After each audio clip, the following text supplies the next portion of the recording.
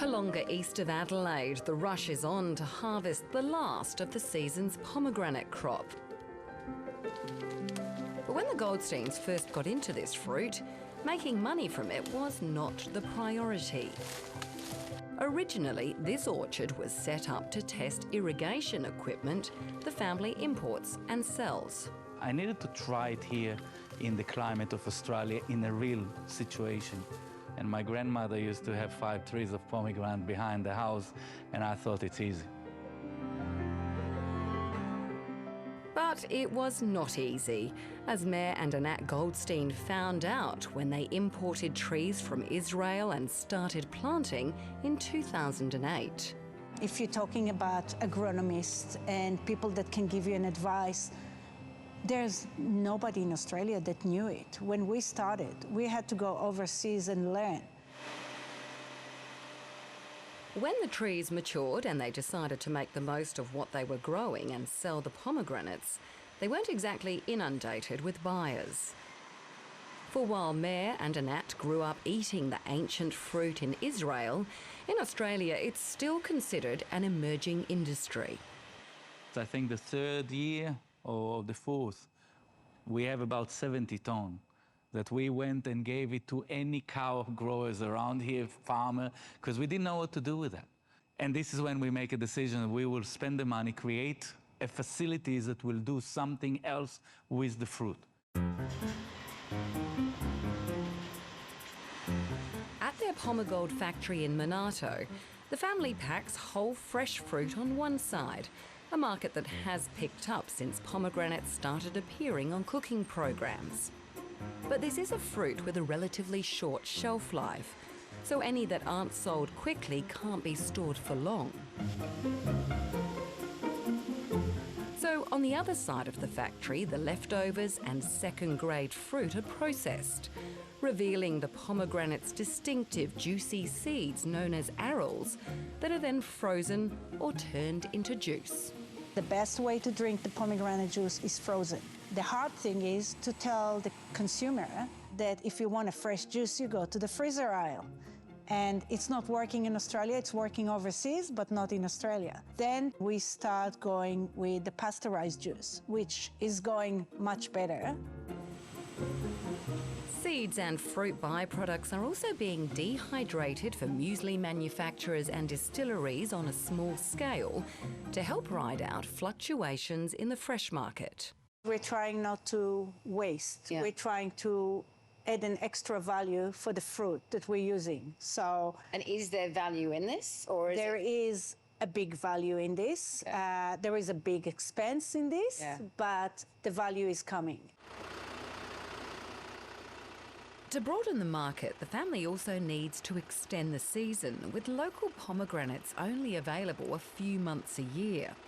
So the couple's son, Yogev, who looks after the growing, has been on the hunt for different varieties that not only mature at different times, but are also more resistant to sun damage.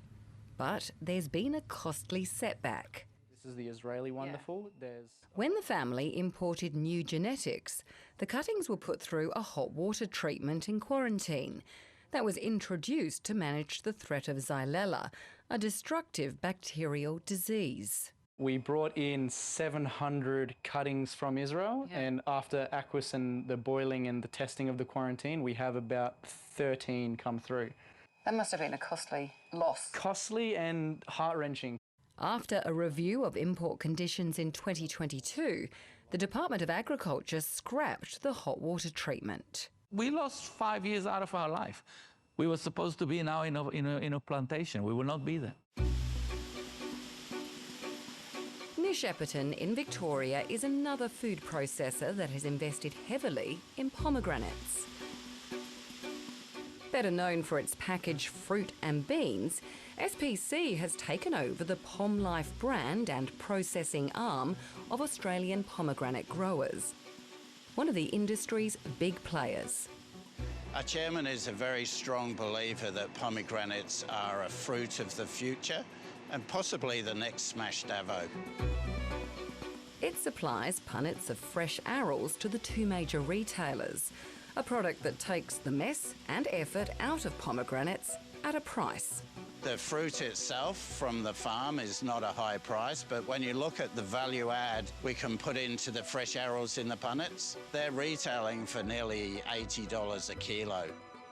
So the margin is definitely there. But you're not making that yet? Not yet. It's quite labour intensive to produce not very many kilos per day, but as we automate our process and grow the volume, then the margin is definitely there for the taking. When you're producing this much waste, turning the skins into a revenue stream is also on the to-do list. We've done a research project with some students from Melbourne Uni. They've analysed what's in those skins. There's lots of very useful compounds in the skins, flavonoids, emulsifiers, has antiseptic properties, and it's used widely in nutraceuticals and cosmetics. While it is hard to get up-to-date figures, a report in 2021 found the Australian pomegranate industry was worth around $10.5 million. Globally, it's a tiny player, with most of the world's production coming from the Northern Hemisphere. But the industry says things are moving in the right direction. There are more growers, especially in Western Australia. We see more people coming up.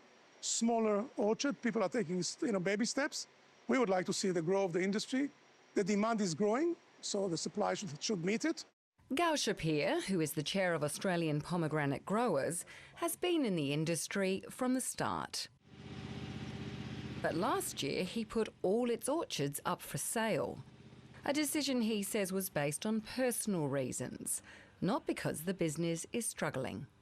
The figures are good, showing it's a good business, it's a viable business. I mean, obviously it's a long-term view. If you want to be in exotic fruit, which is growing market, I think it's more than 8% per annum, it's a growth. So, you're in the right niche and it's ready-made. And after 3 testing seasons, which saw around 70% of the fruit downgraded, this year's light crop is looking a lot better.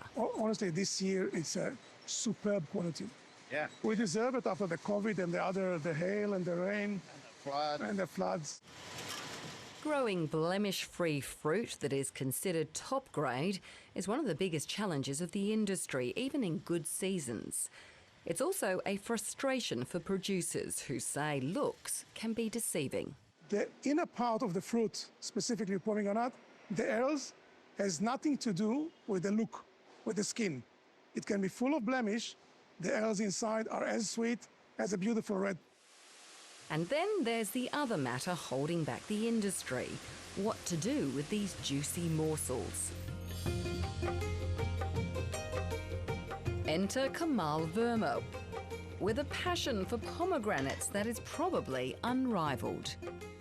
The owner of the highly regarded Chingari Indian restaurant in the Adelaide Hills has worked in some top-shelf kitchens, including as the former executive chef for the King of Bahrain. And whether he's making sauces, whipping up sweets, or marinating meat, the pomegranate is never far away. Why do you love it so much?